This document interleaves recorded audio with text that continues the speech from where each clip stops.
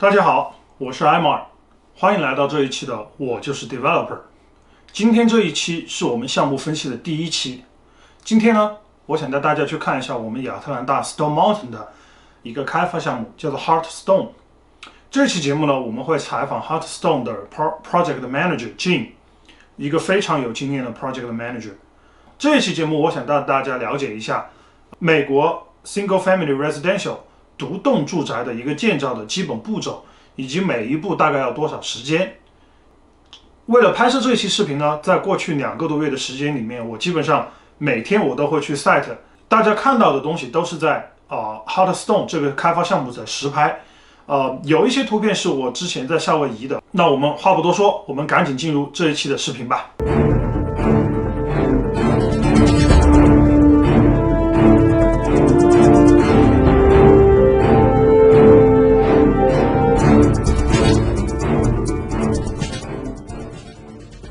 Here we are at Stone, the development site, and this is Jim with me.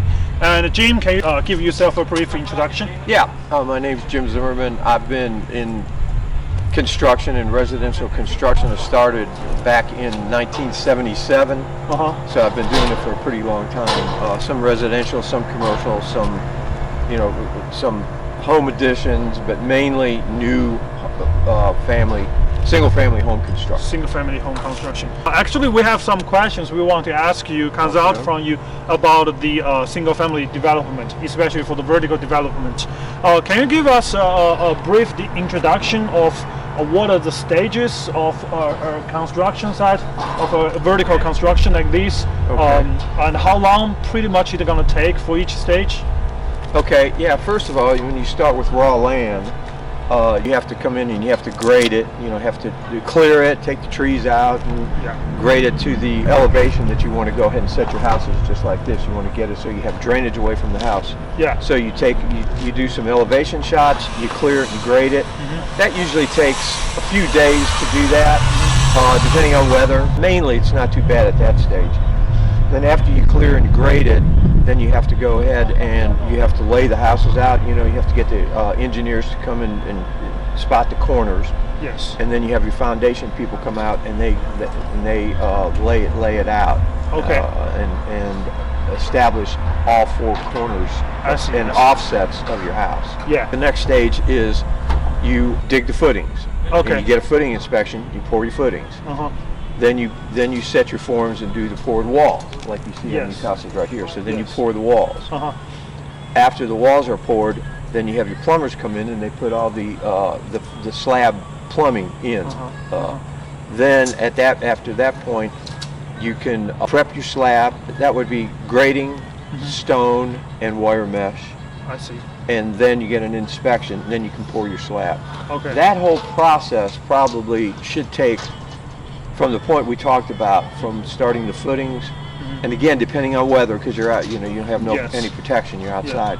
That would usually take about 3 weeks. 3 weeks. Yeah, and that's just the foundation. Yeah, that's just the foundation and your slab. Your garage concrete and the basement, or depending on if it's a basement, it's your basement slab. Yeah. If it's a slab house, then it's obviously your slab. I see. Your next step after that is you can start framing. Framing, yes. Yeah.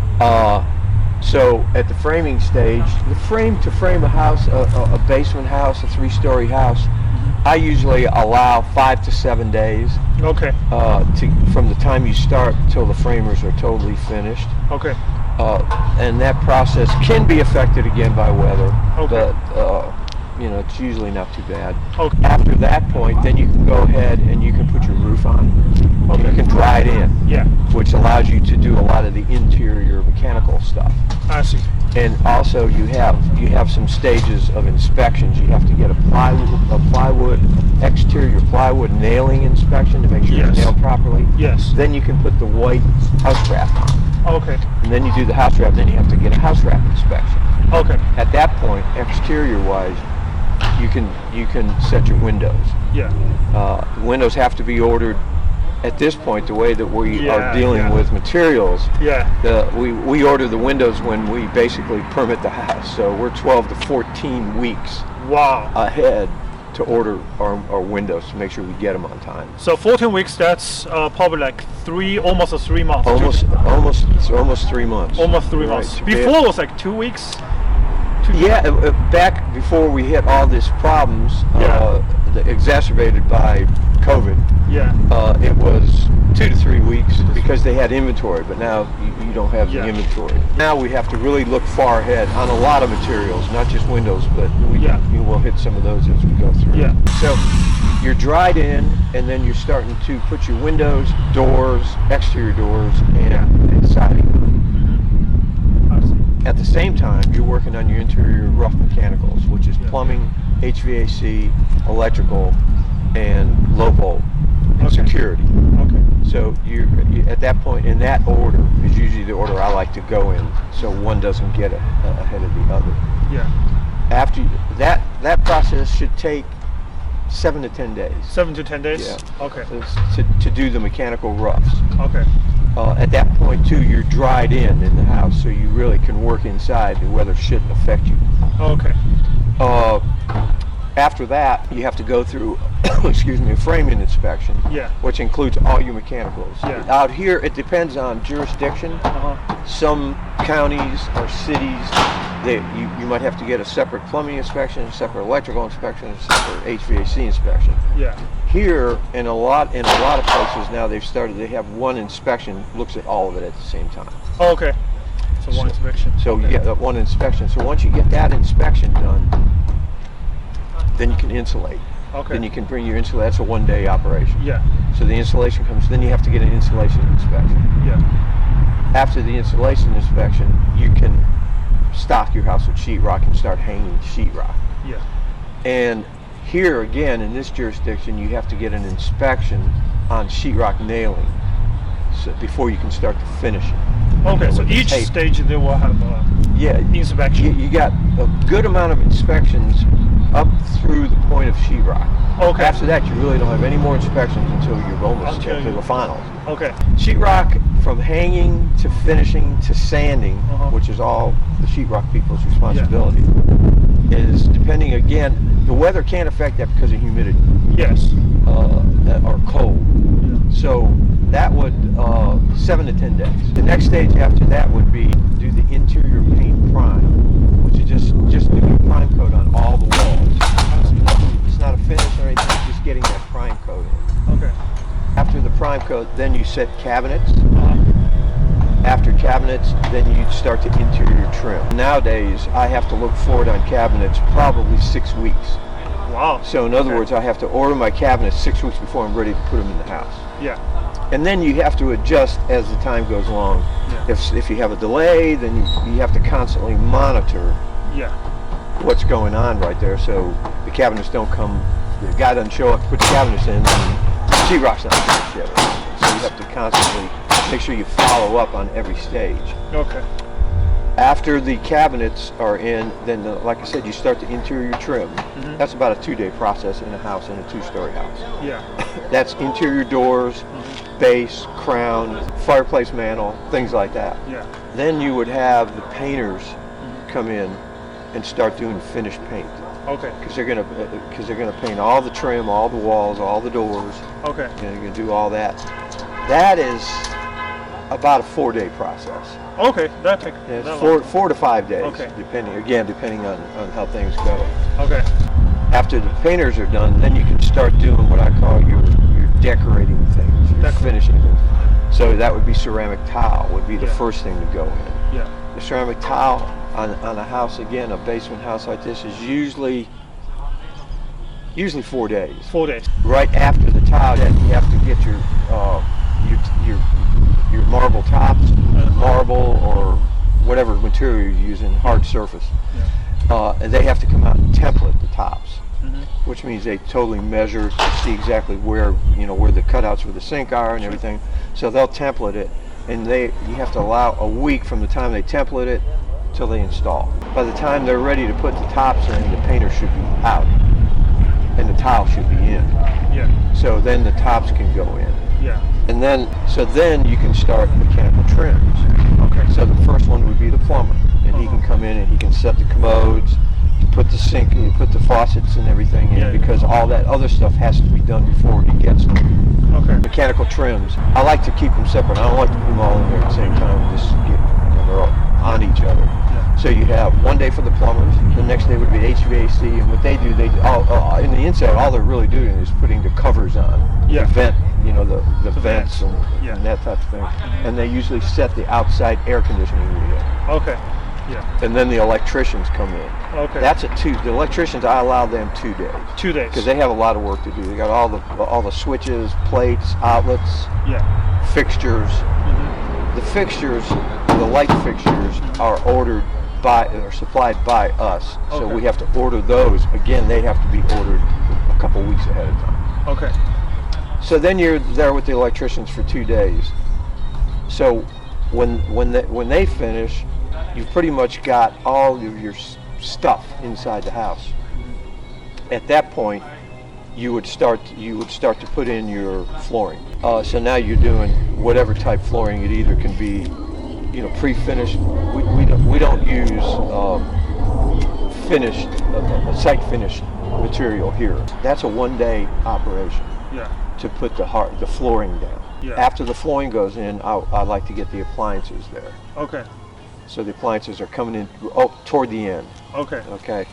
I always allow about 2 weeks from that point to get it to the point where it's ready for a walkthrough, because you have to do a final paint touch-up. We call it a touch-up, but it's a lot more than that. Yeah. We'll go to the outside real quick. Yeah. So as all this is going on the inside, you have to do final grading on the outside. Yeah. Pour your concrete, your exterior concrete, driveway, walkways. Yeah. And before then, you have to build your porches, Uh-huh. you have to build your decks, your porches, and put the piers in for the columns to support the deck, and then do whatever kind of exterior hard brick stone. Okay. That has to be done after the porches are done and before the concrete's poured. Okay. After the concrete's in, then you can landscape. Okay. I see. And then the landscape is about the last thing you want to do outside. And at the same time, in that same process, after the exterior, when the painters are here, whenever it allows and they can get in here, they can paint the outside. Okay. So you got a lot of outside painting to do. Yeah. That can be done just when, it's not a specific time it has to be done, but it has to be done after the siding, before the landscaping. Okay. So then they come in and they paint the outside, and then you can put the gutters on. Okay. After you paint, because you want to make sure you paint all your trim. Yeah. So that's pretty much the whole process. Usually, how much usually it takes for each individual house? Each individual house, a house this size, 2,500 square foot house, with some decent finishes on the inside and everything. A 4-month building process is pretty aggressive, but it's doable. 5 months for sure. 5 months for sure. Yeah. Okay. So what other difficulties that we ever met when we built the hot stone from last year to this year? We've run into some pretty severe shortages on materials. Shortages on and material. some labor. Labor's been, it's been thin too. For years, labor. Yeah. Labor's been really kind of tight ever since 2008 when we had the big, crash. Yeah. But material shortages, mainly where we've hit big material shortages, the paint products. Yeah. Very, very hard to get. The paint products? The paint itself. Okay. And it's starting to ease up right now, but for 3 or 4 months previous to now, the painters had a hard time getting the paint. Wow. So we had to adjust our schedule and kind of go off schedule to be able to keep the house moving. Okay. In other words, I think I told you before, we paint primed and everything. Well, on some of these houses, we had to go in and trim it and put the cabinets before we paint prime. Yeah, and then cover their... Yeah, and cover everything up. Yeah. And it's a more difficult process, but you couldn't just sit there and do nothing. I see. And then cabinets have been, I'd say for the last 6 to 8 months, have been a tough product to, a longer manufacturing process, so we have to order way ahead. Windows have, like we talked earlier, windows have been a problem. Yeah. And then appliances. I see. So that would be our biggest obstacle is just in securing materials. Okay, cool. And I think that's it. That's it for today. Okay, good. Yeah, thank you. Thank you. 好了，我们在这里要做一个小小的预告。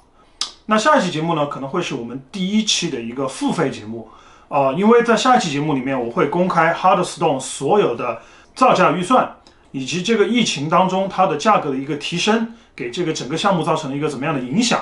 我们也会把 Stone 所有的销售情况拿出来给大家分析，看看做这样一个开发项目投入了多少 ，developer 的利润是多少。所以这些资料呢，都是我这个项目的这个 owner 我的很好的朋友分享给我的。在这里呢，我也想特别感谢他。那我们现在就来看一下这其中的一些精彩的片段。随着这个时间的推移，从2020年到2021年，人们的这个购买力在逐渐增强。可以看到，刚开始的时候有1700，到之后的话，基本上都是1900、2300，之后到2021年。基本上全是2300到2400的报价。Lot 6当时已经过户了，平均建造成本大概是$85。Lot 10，当时也已经过户了，平均建造成本是$88不到。这两个数字其实还算是一个正常的数字。那我们接着往下看。好了，我们这一期视频就到这里。如果你们喜欢我的视频，记得点关注。如果你觉得我的视频给您带来了很多知识，欢迎分享给您的朋友。如果您有任何的想法或者建议或者意见，你可以在下方的评论席给我留言，或者给我发 email， 我会把我的 email 也留在评论区。好了，我们下期节目再见。